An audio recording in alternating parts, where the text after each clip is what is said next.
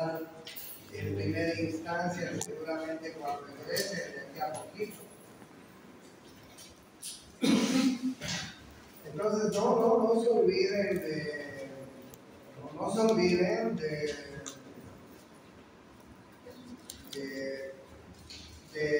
hacer el diagnóstico cuando tienen un paciente que pueda haber tenido la sospecha de un encuentro casual, sexual con alguna otra persona, ¿no es cierto? Porque no me canso de decirles, caras bonitas vemos en la vida, pero enfermedades no sabemos. Entonces, ustedes como médicos tienen que cerciorarse de esta situación. Yo mismo tuve un hermano mayor, un único hermano mayor que se fue, cuando era muy pequeño yo, se fue a los Estados Unidos y volvió después de 20 años. Mis padres sufrían mucho porque el niño era medio despistado, se fue a trabajar de todo, no estudió nada. Después de 20 años volvió a Bolivia. Y cuando volvió, pues no era nada, no tenía nada, pasó a depender, digamos, un poco de mí. Le conseguí algunos trabajos ocasionales, en fin. Pero en el primer año de estadía aquí en Bolivia, comencé a notar que el hombre, era un hombre ya grande, andaba muy enfermito de todo. Me decía, tengo tos, y le notaba que había una tos ahí crónica. Me decía que tiene despeños diarreicos, y hacía sus diarreas, y lo veía perdiendo de peso, y que no se alimentaba bien. Entonces, después de unos 6 meses que estaba en Bolivia, después de tantos años que había vuelto, pues dije, bueno, algo pasa con este chavo, con este hombre, ¿no? Que era muy grande. 20 años mayor que yo, y les cuento de hace unos 20 años, 25 años atrás. Entonces le hice los estudios y le hice un test de HIV y salió positivo. Pero cuando salió positivo, este hombre ya estaba con su síndrome de inmunodeficiencia. Entonces ya sus linfocitos, como les voy a mostrar, habían disminuido tanto que ya tenía un síndrome de inmunodeficiencia. A continuación sobrevivió unos 3-4 meses más, se murió con diarreas producidas por una serie de bacterias, virus, se murió con neumonías, al final le dio un cáncer de Kaposi y finalmente se murió. ¿Entienden? O sea, nunca le den chance a nadie de sospechar que podría pues estar enfermo y podría haber tenido algún encuentro sexual casual en su vida, ¿entienden? Y sin protegerse. Y eso es lo que pasaba pues un poco antes, unos años antes. Ahora todavía la gente está un poco más en conocimiento de cómo protegerse, los jóvenes. Pero todos los jóvenes tendrán esa capacidad de pensar en protección cuando tienen una relación sexual. No, ¿no es cierto? Ustedes van a ser médicos e imagínense unos jovencitos que viven en el campo, que viven en la periferia de Santa Cruz, que no han tenido mucha educación sexual al respecto. Entonces comienzan a tener relaciones sexuales y no tienen protección. Entonces, siempre sean desconfiados de los pacientes. Cuando ustedes vean que un paciente pues tiene infección y al repetirse. Entonces, bien, se deben recabar los siguientes estudios para referir al paciente, ¿no? Determinar el estadio clínico, el recuento de los linfocitos, determinar si hay pacientes, cuáles son los candidatos a terapia antirretroviral. En realidad, toda persona con síndrome de inmunodeficiencia adquirida, toda persona que tenga menor a 350 células por milímetro cúbico de los linfocitos TCD4, embarazadas también. ¿Okay? No se olviden esto, ¿no? Estos virus penetran en la célula huésped, y en la célula huésped, que son estos linfocitos, dejan su material genético, como ustedes están viendo en la figura, y comienzan a reproducirse, a replicarse, mejor dicho, dentro de la célula huésped. Y esta es la forma en que un material viral comienza a reproducirse. ¿Ya? Esto es importante. A los linfocitos TCD4, produciendo un estado de inmunodeficiencia que favorece el desarrollo de infecciones y de algunos tipos de tumores. ¿Okay? La cifra normal de linfocitos TCD4 es muy variable, pero acostumbra a ser entre el 31 a 60% de los linfocitos totales. ¿Ok? 31 y 60% de los linfocitos totales. En valores absolutos oscila entre 600 y 1200 milímetros, 1200 linfocitos TCD4 por milímetro cúbico. La aparición de enfermedades oportunistas es frecuente cuando esta cifra disminuye a valores menores a 200. ¿Okay? Entonces, miren con el correr de los años, yo les decía, 6, 7, 8, 9, 10 años, los virus van acabando con estos linfocitos hasta llegar a estas cantidades. Miren cómo van terminando, ¿no? Entonces, cuando los linfocitos están por debajo de esta cantidad, ya no tienen la capacidad de defendernos, nuestro sistema inmune decae. ¿Ya? El HIV tiene también afinidad para infectar las células del sistema nervioso, por lo que puede producir trastornos neurológicos, tanto del sistema nervioso central como demencia, o del sistema nervioso periférico como polineuropatía. Entonces, de esta diapositiva lo que quiero que rescaten es el número normal de linfocitos de CD4. Y lo que quiero que rescaten es de que cuando disminuyen a menos de 200, se presenta el síndrome de inmunodeficiencia adquirida.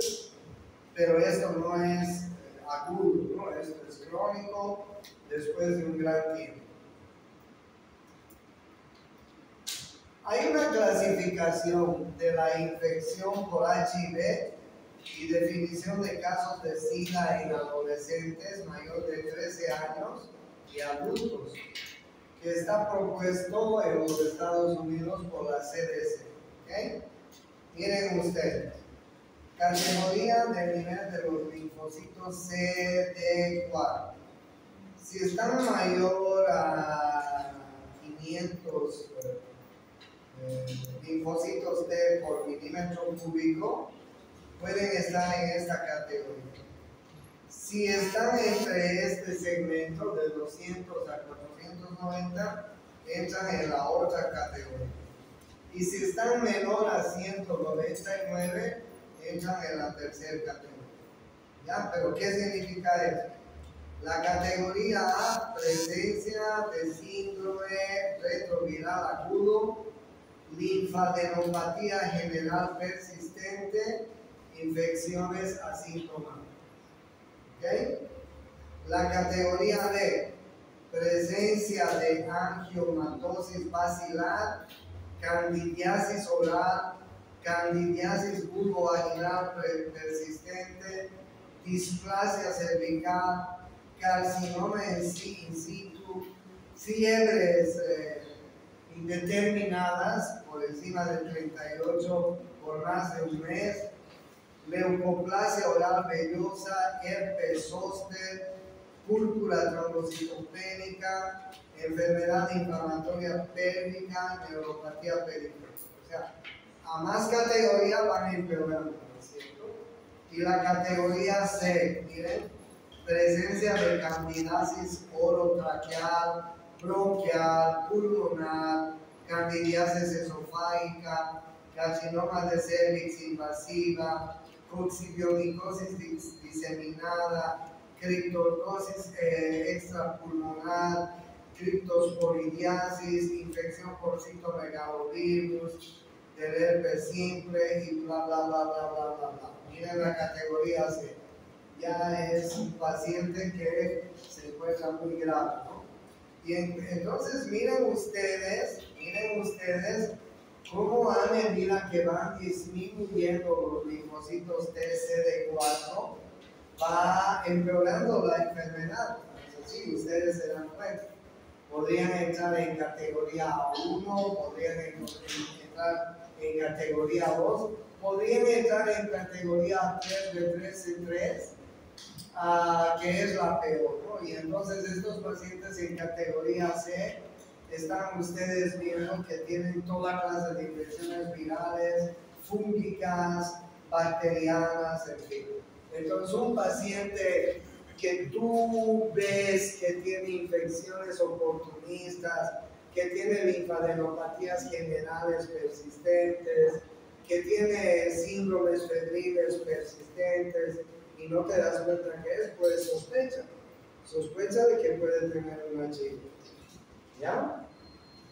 Por eso hago la insistencia para que ustedes hoy en día tomen las previsiones totales en este tipo de pacientes cuando los tengan. En el segundo nivel se hace tratamiento antiviral, antirretroviral, supresión máxima y durable de la carga viral plasmática y restaurar y preservar la función inmune. Esto es lo que se hace en el tratamiento del HIV hoy en día. ¿Ya? Estas tres cosas. Supresión máxima y estas dos cosas, perdón. Supresión máxima y durable de la carga viral plasmática y restaurar y preservar la función inmune. Ese es el objetivo del tratamiento retroviral que se instaura hoy en día. ¿Ya? Reducir la morbilidad asociada al HIV, prolongar la duración y la calidad de vida y prevenir la transmisión de infección. Esa es lo que se persigue con el tratamiento antirretroviral. ¿Ya? Al inicio o el inicio del tratamiento debe elaborarse en forma individual y es necesario detectar las cifras del linfocito CD4 y la carga viral. Iniciar el tratamiento de manera inmediata una vez haya sido diagnosticado la infección por HIV. Informar al paciente sobre los beneficios y consecuencias de este tratamiento. ¿Okay? Y para su información, hay diferentes clases de fármacos antirretrovirales. ¿Ya? Por ejemplo, hay unos que se llaman inhibidores de la transcriptasa inversa, análogos de nucleósidos. Se unen como una base más a la cadena del ADN que se está formando a partir del ARN viral y rompiendo su síntesis, ¿ok? Y se llaman así, inhibidores de la transcriptasa inversa. Utilizan muchos medicamentos. Ahí están los inhibidores de esta enzima, pero esto es solo para su conocimiento. no les voy a preguntar. Solo estoy informándoles para su conocimiento general los medicamentos que hay. No necesito que aprendan esto. Tal vez el doctor Saavedra cuando lleven infecto los moleste, pero yo particularmente no. Entonces los primeros son inhibidores de la transcriptasa inversa, ¿sí? Los segundos son inhibidores de la transcriptasa inversa no análogos de los nucleósidos. Inhiben la actividad de enzima por un mecanismo no competitivo diferente a los anteriores. ¿Ok? Y los medicamentos que son de este grupo son estos que ustedes están viendo, para su conocimiento general. Y el otro grupo es este, los inhibidores de la proteasa reforzada. Inhiben la proteasa a la proteasa encargada de seleccionar las proteínas sintetizadas del material genético del virus para poder ensamblarse y formar el virus. Sí, y dentro de este grupo hay todos estos medicamentos que ustedes están viendo. Tercer grupo. Cuarto grupo, inhibidores de la integrasa. Inhiben otra enzima que se llama integrasa, necesaria para la integración del genoma viral en la célula viral. Quinto grupo, inhibidores de fusión. Impiden la fusión de la glucoproteína transmembrana GP41 del HIV con el receptor de la membrana de la célula hueso. ¿Okay? Sexto grupo, antagonistas del co-receptor CCR5. O sea, miren cuántos antirretrovirales tenemos ahí, ¿no? Y el tratamiento, 6 grupos que yo les he dado hasta ahora. Y el tratamiento es más o menos parecido al de la tuberculosis. Consiste en una combinación de 3 fármacos que lo hacen pues los infectólogos, los especialistas.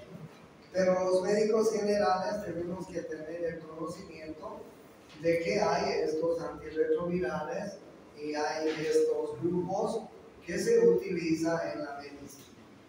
Estas combinaciones pueden conseguir una carga viral inferior a 50, más del 75% de los casos, a las 48 semanas. ¿Okay? O sea, ¿se cura el HIV? No se cura. Pueden disminuir la carga viral, nada más, pero bueno, he leído de que en algún lado han terminado curándose pues algunas personas con este tratamiento, ¿no? Han terminado de eliminar sus virus, pero no hay curación, son antirretrovirales que evitan que el virus pues recargando más. ¿Listo? Entonces eso es lo que les quería hablar de los antirretrovirales.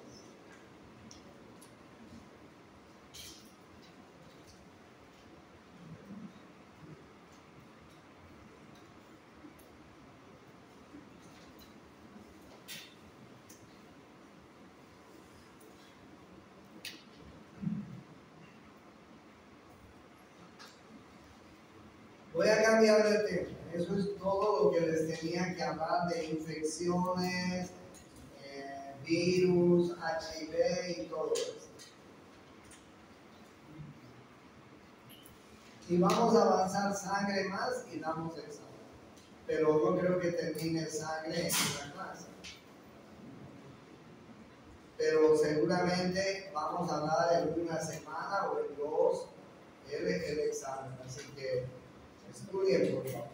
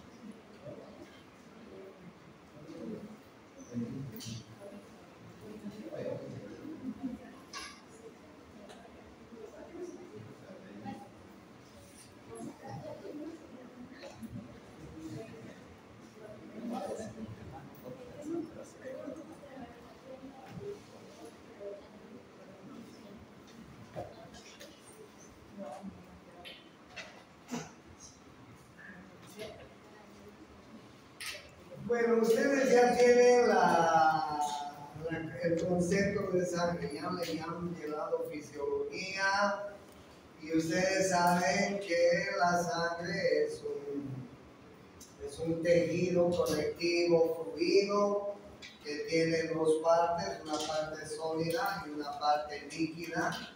Ustedes están viendo en esta figura todas las funciones tan importantes que tiene la sangre: transportar gases disueltos, nutrientes, hormonas, desechos metabólicos, regular el pH, regular la composición iónica intersticial, evitar la pérdida de sangre en sitios de heridas, defender el cuerpo contra toxinas, patógenos, regular la temperatura corporal absorbiendo y redistribuyendo el calor. ¿Sí? Y además ya saben que la sangre tiene dos partes, ¿no? Una es la parte líquida, que se llama el plasma, y otra parte es la parte sólida, que está conformada por las células sanguíneas que ustedes ya las conocen. Esa es la composición. Ustedes saben que la sangre es un elemento muy importante para los médicos. Nos valemos mucho de la sangre para valorar un paciente, porque cuando nosotros pedimos un análisis de sangre nos vamos a dar cuenta de muchas cosas, ¿no? Como cómo están los glóbulos rojos, cómo está el hematocrito, cómo está la hemoglobina, cómo están los glóbulos blancos, cómo está el porcentaje de cada familia, de cada grupo de glóbulos blancos, cómo están las plaquetas, en fin. O sea, un examen de sangre nos sirve mucho a nosotros los médicos, total, ¿no es cierto? A veces solo con el examen de sangre podemos definir los diagnósticos, ¿no? Imagínense un paciente que tiene unos 12, 13 años, viene con dolor intenso en fosa ilíaca derecha de unas 6 a 8 horas de evolución, con antecedentes de fiebre, le tomas un hemograma y sus glóbulos rojos están en 15,000. Y además el paciente tiene dolor en la fosa ilíaca derecha y está sospechando de una apendicitis.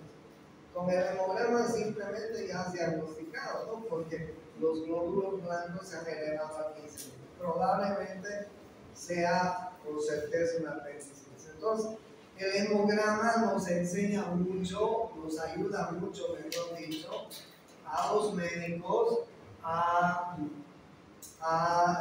valorar a un paciente. ¿Ok? Pero en la sangre también tiene otros componentes, ¿no? Por ejemplo, proteínas, el 7%, agua, el 92%, miren ustedes. Y dentro de las proteínas, miren ustedes las proteínas, ¿no? Albúmina, globulina, fibrinógeno y proteínas reguladoras que actúan como enzimas u hormonas, menos del 1%. Pero ustedes vayan fijándose, ¿no? La albúmina aproximadamente de todas las proteínas en un 60%. ¿Ok? Y además no se olviden que las proteínas nos van a dar la presión oncótica a la sangre. Las globulinas, que ustedes saben, están formando parte de nuestro sistema inmune. El fibrinógeno, que es esencial para la coagulación, y otras proteínas que son reguladoras, que se clasifican en enzimas, hormonas, proenzimas, en fin. O sea, la cantidad de proteínas y la calidad de proteínas es muy importante. Luego en la sangre también tenemos solutos como los electrolitos, miren ustedes, órganos nutrientes o nutrientes orgánicos y diferentes otros órganos que son órganos basuras, restos, ¿no es cierto? Mire, hay algunos elementos que transporta la sangre que luego tienen que ser eliminados por algún lado. Es el caso de la urea, de la creatinina, del ácido úrico, del amonio, de la bilirrubina, que son toxinas que se forman en la sangre producto del metabolismo de las proteínas, de los carbohidratos, etc. Son transportados por la sangre, pero tienen que ser eliminados por algún aparato. Generalmente el aparato urinario es el que va a eliminar estas toxinas, como la urea, como la creatinina, como el ácido úrico, etc. Y ya vamos a ver otros iones como el amonio, el amoníaco, por ejemplo, que son eliminados por el aparato excretor urinario. Y la sangre también transporta elementos nutrientes que son muy importantes para nuestro metabolismo y diferentes tipos de electrolitos, como ustedes están viendo. Desde electrolitos simples como el sodio, el cloro, el potasio, el calcio, magnesio, el bicarbonato, fosfatos, sulfatos, etc. Entonces vean ustedes qué interesante el plasma de la sangre conformado por todos estos elementos que ustedes están viendo. Donde claro, el mayor elemento es el agua, ¿no? Pero ustedes pueden ver que hay solutos importantes como las proteínas, que hay solutos importantes como los electrolitos, ¿sí? Y además ustedes pueden ver que por otro lado en la sangre vamos a encontrar los elementos formes, las células que todos conocemos. Que miren ustedes, el plasma llega a ser entre el 46 a 63% y los elementos formes entre el 37 al 54%. Entonces, de esta manera nuestra sangre está formada, ¿no? Y no se olviden los elementos que tenemos en el plasma sanguíneo que son muy importantes, ¿no? Sobre todo las proteínas, sobre todo otros elementos como electrolitos, nutrientes y también desechos que son transportados por la sangre, como ustedes están viendo. ¿Ya? Y entonces dentro de los elementos formes, dentro de las células, tenemos los glóbulos rojos, tenemos los glóbulos blancos y tenemos las plaquetas, ¿sí? Ustedes ya saben bien este asunto. Y dentro de los glóbulos blancos, miren ustedes, es importante que manejen el porcentaje de los glóbulos blancos. Neutrófilos aproximadamente de 50 a 65, 70%. Eosinófilos entre 2 a 4%. Basófilos menos del 1%. Linfocitos entre el 20 al 30%. Monocitos entre 2 a 8%. ¿Okay? Si en un hemograma tú tienes glóbulos blancos elevados por encima del valor normal, que es 5.000 a 10.000, tienes 15.000 glóbulos blancos y hay un 80% de neutrófilos, para decir algo, tú te vas a dar cuenta que estamos hablando de una infección aguda, probablemente bacteriana, ¿no es cierto? Porque los neutrófilos son un tipo de glóbulos blancos que van a aumentar de tamaño, que van a aumentar el número, perdón, cuando hay infecciones agudas. Y si todavía el hemograma te dice, además, doctor, veo que en este aumento de neutrófilos hay reticulocitos, que son los más jovencitos, los chanquitos de los neutrófilos, Entonces, eso sí que te va a servir para decir, esta es una infección aguda bacteriana, ¿ok? Estás buscando, por ejemplo, el diagnóstico de una infección urinaria y hay leucocitos elevados, y hay la presencia de neutrófilos, y hay la presencia de los más jovencitos. Pues sí, no te estás equivocando, el diagnóstico es bueno. Estás sospechando de una infección digestiva, qué sé yo, una gastroenteritis infecciosa, y tus glóbulos blancos están elevados, y a expensas de los neutrófilos, y con la presencia de jovencitos, no te estás equivocando. Es una gastroenteritis infecciosa y tienes que dar tratamiento antibiótico. O estás buscando y has diagnosticado una infección respiratoria. Y en la infección respiratoria tú crees que es una neumonía. Y además te confirma con el hemograma que los glóbulos blancos se han elevado por encima de lo normal y hay presencia de neutrófilos y formas jóvenes.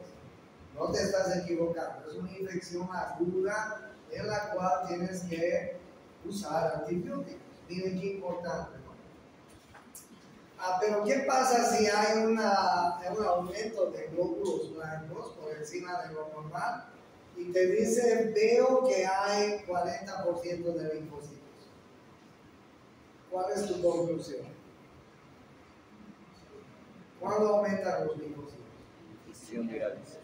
Cuando hay infección viral. Cuando hay infección viral. Si tus linfocitos han aumentado, oye, bueno, date cuenta, puede ser viral. Entonces, miren ustedes la diferencia entre bacteriano y viral. Y si los eosinófilos están aumentados, vas a darte cuenta que pueden ser dos cosas. O este paciente tiene algún problema alérgico, o este problema está con bichos, que es lo más probable en nuestro médico. Ya les he contado muchas veces que la OMS recomienda que en un medio tropical como el de Santa Cruz desparasitemos 2 veces al año a la gente, los médicos. Pero si nosotros nos desparasitamos, menos vamos a desparasitar 2 veces. ¿Cuántas veces desparasitan al año ustedes, doctores? Algunos. Y algunos no. ¿Entienden? Entonces, sepan ustedes que los eosinófilos van a aumentar en enfermedades que pueden ser alérgicas, que pueden ser parasitarias, sobre todo.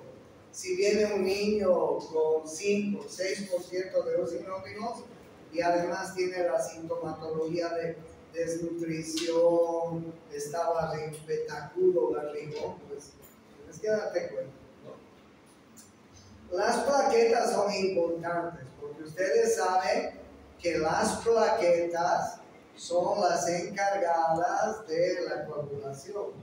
Y ustedes saben que en nuestro medio también tenemos enfermedades que disminuyen las plaquetas. ¿Cuál es la principal? Sí. El dengue, ¿es así? El dengue es la principal enfermedad que disminuye las plaquetas. En la época del dengue tenemos que saber magnificar esto. Si las plaquetas están por encima de lo normal, ¿cuánto es lo normal? 150,000 a 150,000 hasta 250,000, 300,000, 400,000 inclusive, ¿no? Me acuerdo que al doctor Arce, lo conocen, ¿no? Al señor, le dio un dengue y sus plaquetas bajó a 20,000. Imagínense. Lo tuvieron que meter a terapia intensiva porque yo jamás había visto, ni nadie había visto 20,000 plaquetas. Realmente el pobrecito estaba sangrando por todo. Y los glóbulos rojos, que son los que nos van a dar pautas importantes también sobre el hematocrito y la hemoglobina para ver si un paciente está anémico o no está.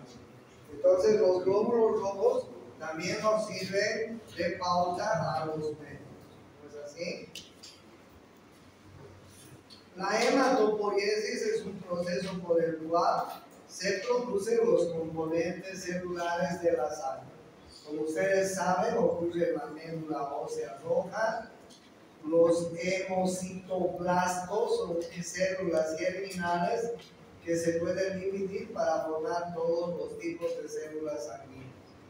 La sangre de cualquier parte del cuerpo tiene la misma temperatura, el mismo pH, la misma viscosidad. La bulimia está entre 5 litros más o menos en Santa Cruz, probablemente en niveles altos esté más alto, ¿no? En La Paz, por ejemplo, es normal una bulimia de 5.5 a 6 litros, porque a más altura necesitas más glóbulos rojos, ¿no? En Potosí, probablemente la bulimia esté en 6.000 glóbulos rojos. En Santa Cruz, pues la bulimia está entre 4 millones y medio a 5 millones, ¿no? La mujer tiene un poquito menos de bulimia por sus periodos menstruales. ¿No es así? El plasma ocupa el 46 a 63% del volumen de la sangre. El 92% del plasma es agua. Posee una mayor concentración de oxígeno disuelto, proteínas disueltas que el líquido intersticial. Más del 90% de esas proteínas son sintetizadas en el hígado. La albúmina es la mayor proteína que tenemos en el plasma y además es responsable de la viscosidad, la presión osmótica y la presión oncótica de la sangre. ¿No es cierto? Dentro de las proteínas tenemos las globulinas, el fibrinógeno y la albúmina. La albúmina viene el 60% de las proteínas, es albúmina, responsable de la viscosidad, presión oncótica de la sangre. Es importante, ¿no? El fibrinógeno se convierte en fibrina durante la coagulación y es importante como una proteína que interviene en la coagulación. Y las globulinas que siempre están circulando, que son las encargadas del sistema inmune, que incluyen a las inmunoglobulinas que están circulando permanentemente en la sangre y son las que van a ir reconociendo los diferentes antígenos que son capaces de entrarse a nuestro cuerpo. O sea, es una policía que permanentemente está soltando las calles de nuestro cuerpo, ¿no? Como la policía que tenemos en una ciudad. Es importante esto. Los glóbulos rojos, responsables de poco menos de la mitad del volumen de la sangre y del 99.9% de los elementos rojos. 4.5 a 6.3 millones de glóbulos rojos por decilitro en hombres y un poquito menos en la mujer. Una gota de sangre posee aproximadamente 260 millones de glóbulos rojos. Miren, el hematocrito mide el porcentaje de la sangre completa por los glóbulos rojos. Se forma en la médula ósea. ¿Cuánto es el hematocrito normal? Aproximadamente 45%, un poco más, un poco menos. Se destruye, se forma en la médula ósea, los glóbulos rojos, y se reciclan, no se destruyen, se reciclan en el vaso, en el hígado y en la médula ósea. Porque en realidad, al término de su vida, el glóbulo rojo, que tiene 120 días, va a ir al vaso, va a ir al hígado o a la médula ósea a reciclar sus componentes y esos componentes van a ser reutilizados para seguir formando glóbulos rojos. O sea, no es que se destruyen allá, más bien se reciclan. Ustedes saben que no son discos bicóncavos, son flexibles, no tienen núcleo, tienen una vida media de 120 días, tienen una estructura muy importante porque en su interior tienen hemoglobina, y la hemoglobina es una sustancia que tiene la función de transportar el oxígeno. La hemoglobina constituye el 95% de las proteínas en los glóbulos, 14 a 18 gramos en los hombres y 12 a 16 gramos en la mujer. Es importante esto, ¿no? 14 a 18 de hemoglobina en los hombres, 12 a 16 en las mujeres. ¿Debajo de cuánto de hemoglobina podemos pensar en transfundir sangre? Si un paciente presenta hemoglobina por debajo de 7, oye, mejor pensar en transfundir sangre. ¿Ok? Esa es otra ley que tenemos los médicos. Porque puede tu paciente estar en problemas serios. Es una proteína globular formada por subunidades de polipéptidos alfa y beta, llamada globina, y una subunidad formada por un grupo M, ¿no es cierto? Estas globinas y este grupo M se reciclan en el vaso, en el hígado, en la médula ósea. El grupo M contiene hierro, que es muy importante en la fabricación de glóbulos rojos. Si no hay hierro, pues no vamos a poder fabricar. Estos componentes son individualmente reciclados, no se olviden. El grupo M pierde el hierro y se convierte primero en biliverdina y luego en bilirrubina indirecta. El grupo M, ¿ok?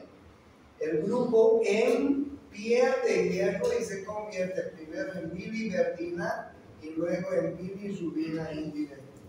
La bilirrubina indirecta nosotros la medimos en el hígado. Cuando nosotros pedimos un hepatograma, el laboratorio nos tiene que dar los valores de la bilirrubina indirecta, directa y total.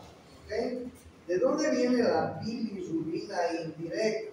La bilirrubina indirecta, como ustedes están viendo, viene del desdoblamiento de la molécula del grupo M de los glóbulos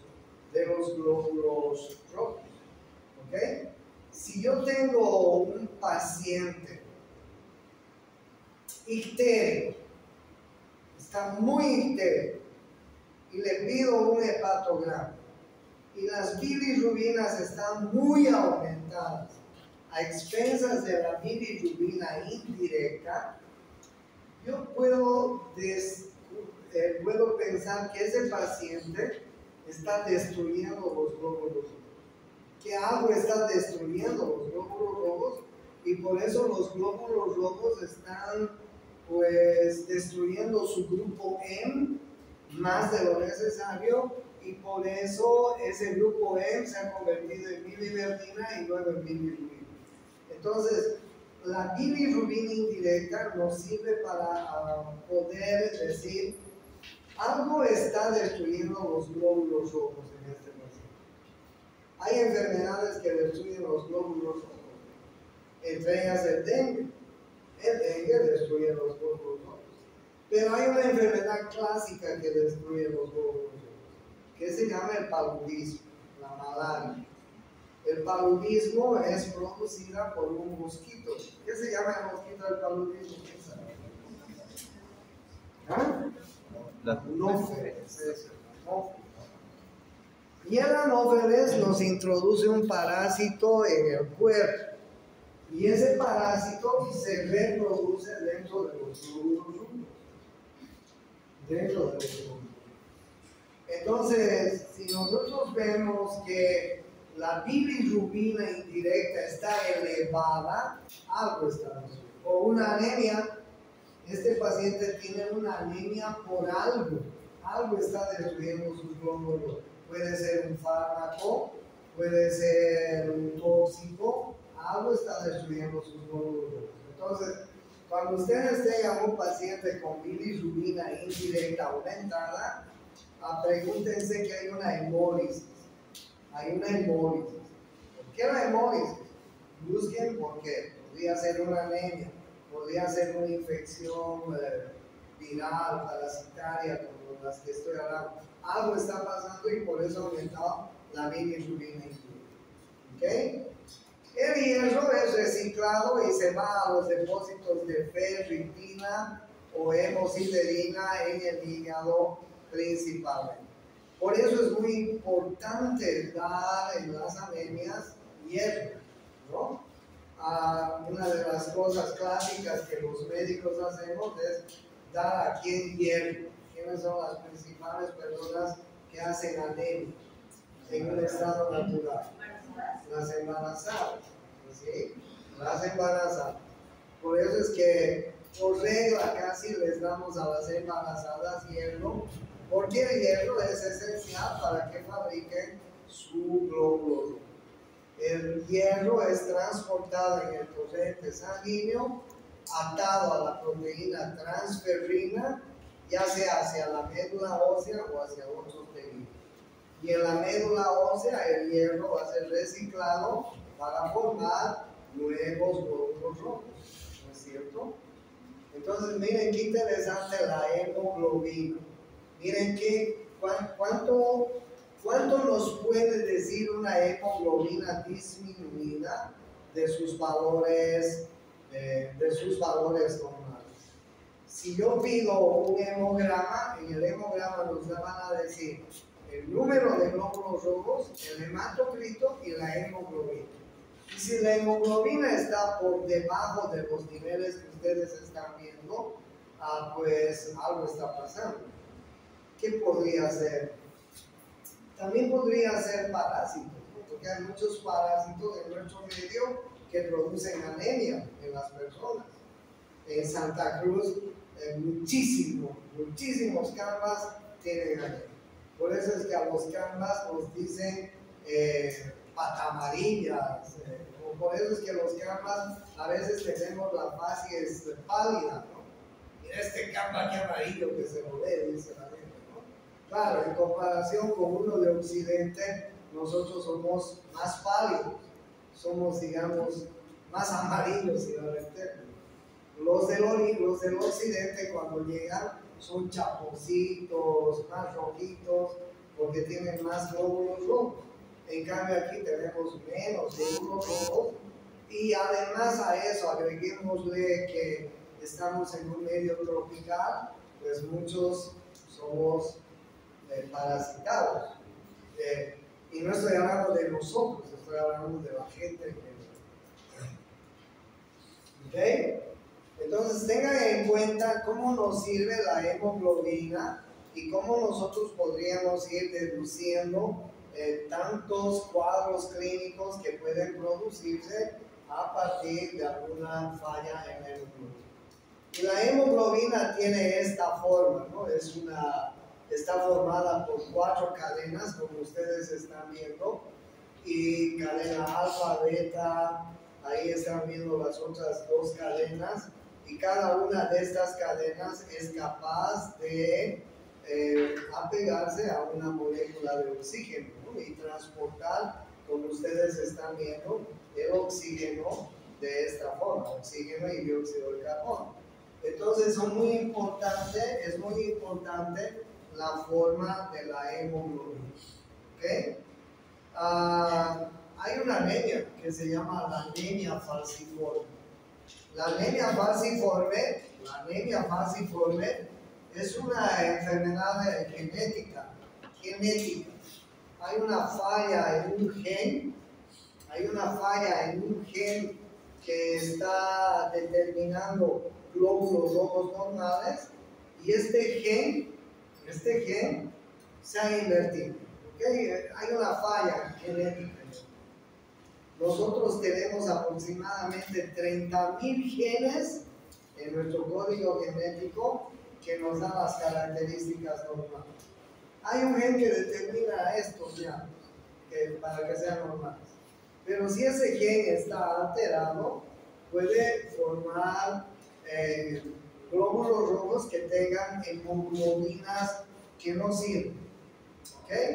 Entonces, en la anemia falciforme, el paciente tiene unos glóbulos rojos que son discapacitados. Se rompen, son más frágiles, no pueden transportar adecuadamente el oxígeno. Entonces, un paciente que tiene anemia falciforme es un paciente que va a vivir toda la vida con cuadros anémicos. Entonces, los médicos tenemos que estar tratando de solucionar ese problema, ¿no? La anemia falciforme es una enfermedad genética, es una falla genética que tiene la posibilidad de formar una hemoglobina viciada, que no sirve, que no transporta bien, y el glóbulo rojo que se produce es un glóbulo rojo así, de esta naturaleza. Frágil, se rompe, vive menos de lo que vive, tiene una vida promedio de 120 días el glóbulo. Pero estos glóbulos rojos se van destruyendo mucho más rápido. Y por eso ese paciente siempre vive con anemia. ¿Ok? Bueno, este es un cuadro que más o menos nos está mostrando cómo se produce, ¿no? Miren ustedes que la médula ósea es muy importante. Ustedes vean acá, la médula ósea es muy importante en la formación de nuevos glóbulos rojos, ¿no? Los glóbulos rojos van a formarse en la médula ósea, van a salir a la circulación nuevos glóbulos rojos, ¿ok? Más o menos están constituyendo el 90% de la sangre, un 10% se emboliza cada día. Los glóbulos rojos cumplen una vida media de aproximadamente 120 días, y los viejitos, los glóbulos rojos viejitos, se van a reciclar, son reciclados por macrófagos. Miren los macrófagos cómo reciclan los glóbulos rojos viejitos en sus componentes, ¿no? Hierro, la molécula M de la globina y hemoglobina, ¿no? No se olviden que la molécula M es transformada en biliverdina y luego en bilirrubina. La biliverdina va a formar parte, le va a dar la coloración a la materia fecal y a la orina. Digamos, la biliverdina se va a excretar por ese medio, por la materia fecal y por la orina. ¿Por qué nuestra orina es un poco colúrica? Tiene un amarillo ámbar, por la presencia de biliverdina. ¿Por qué la materia fecal tiene el color que tiene normalmente? Por la presencia de biliverdina. ¿Okay? Y la bilirrubina, primero se va a formar bilirrubina indirecta, va a ir al hígado. Y esta bilirrubina indirecta nos va a servir de mucho si está elevada. ¿Okay? Un paciente que tiene la bilirrubina indirecta elevada produce ictericia. La ictericia puede ser por el aumento de la bilirrubina indirecta. ¿Ok? Cuando hay una ictericia por aumento de la bilirrubina indirecta, estamos hablando de una hemólisis. Algo está produciendo destrucción de los glóbulos rojos. La ictericia puede ser por aumento de la bilirrubina directa. La bilirrubina indirecta entra al hígado, se va a metabolizar y va a formar bilirrubina directa. Entonces, cuando aumenta la bilirrubina directa, hay un problema del hígado. O hay un problema post-hígado, después del hígado. ¿Okay? Miren cómo nos sirven los valores de bilirrubina. Cuando nosotros pedimos bilirrubina, nos van a dar bilirrubina indirecta, bilirrubina directa y bilirrubina total. Si la bilirrubina indirecta está elevada y este paciente está ictérico, hay una hemólisis, hay un problema antes del hígado. Antes del hígado. El hígado está sano, algo está pasando antes. Si la ictericia es por una bilirrubina directa, hay un problema en el hígado o posterior al hígado, en las vías biliares. Y la bilirrubina directa no se está excretando bien, ha aumentado. Miren cómo nos sirve la bilirrubina, ¿no? Entonces, bien, en el reciclaje de los glóbulos rojos, pues que se da en el vaso, que se da en el hígado, que se da en la médula ósea misma, pues va a ser así. Entonces esta bilirrubina, que luego se va a convertir en bilirrubina directa, va a comenzar a formar parte de ella, va a comenzar a formar parte de la bilis. La bilis tiene bilirrubina. Ustedes saben que en la bilis hay un componente que se llama bilirrubina. Cuando hay excedente de bilirrubina, esta bilirrubina la excedentaria va a comenzar a eliminarse por el intestino y va a ser la encargada de dar la coloración a las heces, ¿no? Muchas de esas bilirrubinas vienen también hacia el hígado y son eliminadas por el hígado. La biliverdina y la bilirrubina son los encargados de dar la coloración a la orina, a la materia fecal. ¿Ok? ¿Qué pasa si un paciente dice, doctor, tengo mis orinas muy, te van a decir, como el té tinto? Estoy orinando como el té tinto. Cuando el paciente te dice estoy orinando como el té tinto, te das cuenta que está muy colorido y seguramente hay más presencia de bilirrubina. También es una pista para darnos cuenta de que las bilirrubinas se han elevado por alguna cosa. Cuando lleguemos a enfermedades hepáticas, voy aclarando eso. Pero el metabolismo de la hemoglobina y de los eritrocitos es importante a partir de su formación en la médula. ¿Ok? Pero para formar nuevos glóbulos rojos en la médula ósea, para que las células madre formen nuevos glóbulos rojos, necesitan hemo, la molécula hemo o la M, si quieren, necesitan proteínas como la globina, necesitan hierro para volver a reciclar nuevos glóbulos rojos. Si falta alguno de estos elementos, pues no va a poder fabricar adecuadamente la médula ósea nuevos glóbulos.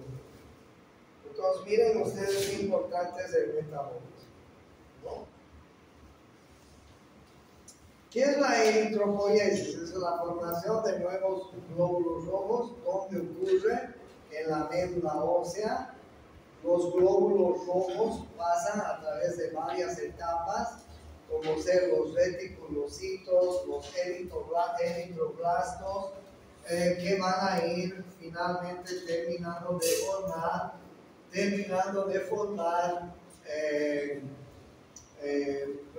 los glóbulos rojos. Ahí ustedes están viendo la célula madre en la médula ósea, va a ir formando diferentes tipos de eritrocitos, ¿no? Sus precursores.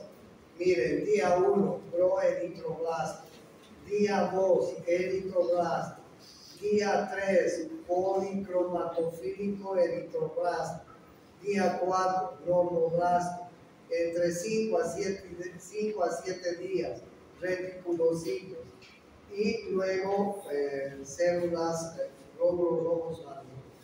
O sea, miren cómo la médula ósea va formando aproximadamente en esta cantidad de días, va formando glóbulos rojos desde sus progenitores, ¿no? Desde la célula madre y más o menos en esta forma. O sea, la médula ósea podríamos decir que es un órgano eritropoyético porque ahí se forman los glóbulos rojos, los glóbulos blancos. ¿Ya? Ustedes saben que en la sangre hay diferentes tipos de sangre que están determinados por la presencia o ausencia de antígenos de superficie o aglutinógenos también, ¿no? Estos antígenos pueden ser A, B, pueden ser RH, etc. Así como anticuerpos en el plasma o aglutininos. La reacción cruzada ocurre cuando los antígenos y los anticuerpos pues son los mismos, ¿no? Entonces nosotros tenemos ahí el tipo A, el tipo B, el tipo AB, el tipo C. ¿Es así? Miren el tipo A en su superficie, ustedes ven que tiene antígenos A. Antígenos A. Estos antígenos A reaccionarían con algún anticuerpo que no sea de esta calidad. Claro, imagínense si ponemos anticuerpos de otra clase. El anticuerpo, el tipo B tiene en su superficie antígenos tipo B. En la sangre el tipo AB tiene en su superficie antígenos A y B. Y el tipo 0, que no hay antígenos ni A ni B. Entonces ustedes saben que los diferentes tipos de sangre reaccionarían con los anticuerpos si cruzamos la sangre. Por eso que es importante saber qué tipo de sangre tiene un paciente, porque podríamos dañar, podríamos producir una hemólisis si nosotros mezclaríamos dos tipos diferentes de sangre, porque habría una reacción importante entre antígenos y anticuerpos, ¿no? ¿Cuál es el dador, el tipo de sangre que se puede dar universalmente? ¿Y el receptor?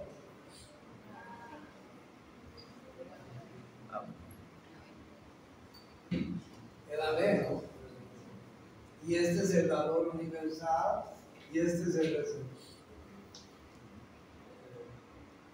Bueno, ya saben ustedes qué importante es en la prueba sanguínea descubrir el tipo, el grupo sanguíneo. Es otra de las cualidades y obligaciones que tenemos los médicos cuando hacemos un examen de sangre. Sobre todo a la mujer embarazada, ¿no? Cuando por primera vez vemos una mujer embarazada, lo primero que tenemos que pedir es sangre, hemograma. Pero además del hemograma, lo segundo que tenemos que pedir es tipo de sangre. Y lo tercero que tenemos que pedir es el RH, o sea, el grupo y el RH. Entonces tenemos que saber que esa señora no va a tener ningún problema cuando esté embarazada, porque ustedes saben que en el embarazo puede ocurrir esto, ¿no? Miren, la madre puede ser de un RH negativo, por ejemplo, miren ustedes, y el bebé puede tener un RH positivo que ha heredado del papá. Y entonces cuando estos dos RH se mezclen, va a haber una eritroblastosis fetal. Entonces es importante que nosotros los médicos podamos detectar también qué tipo de RH tiene la madre, porque si la madre es RH negativo, ¿qué puede ser? ¿Son RH negativo aquí? ¿Quiénes son RH negativos? ¿Nadie? ¿Saben sus grupos sanguíneos? Sí. ¿Y RH positivos todos? ¿No todas?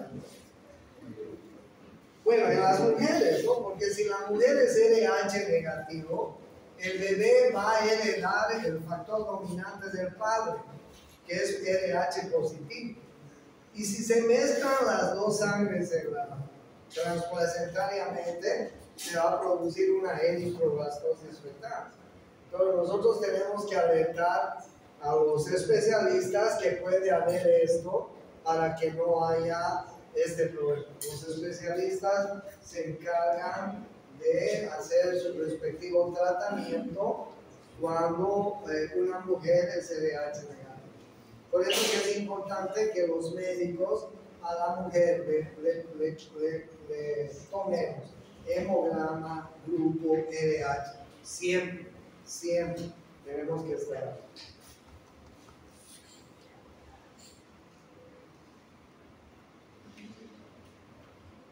En los leucocitos, ya saben ustedes, poseen núcleo y otros organelos, defienden al cuerpo en contra de patógenos, remueven toxinas, desperdicios, células anormales, dañadas, son capaces de tener movimientos ameboideos o quimiotaxis, se llaman también, son capaces de fagocitar los leucocitos.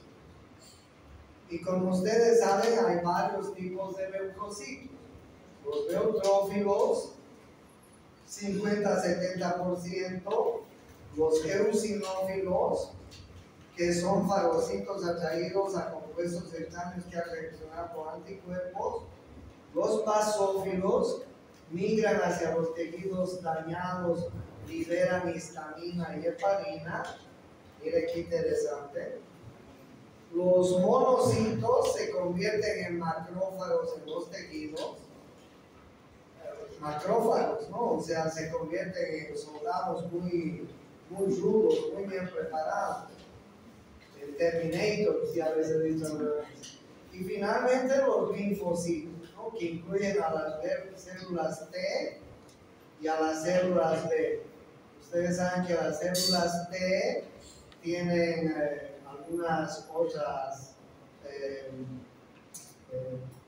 otras divisiones, como las células T citotóxicas, las Helper, las Killer, etc. Y las células B son las que fabrican los anticuerpos, ¿no? Entonces, dentro de los leucocitos tenemos esta serie de glóbulos blancos que tendríamos que conocerlos bien. Y finalmente las plaquetas, que como ustedes saben, los discos aplastados, circulan entre 9 a 12 días antes de ser removidos, transportan químicos importantes en el proceso de la coagulación, forman una barrera temporal en las paredes de los vasos sanguíneos dañados, se forman a partir de los megacariocitos, que produce la médula.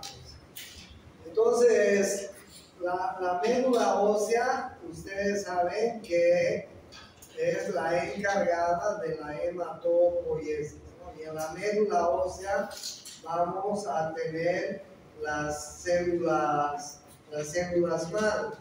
Ahí ustedes están viendo las células madre, ¿no?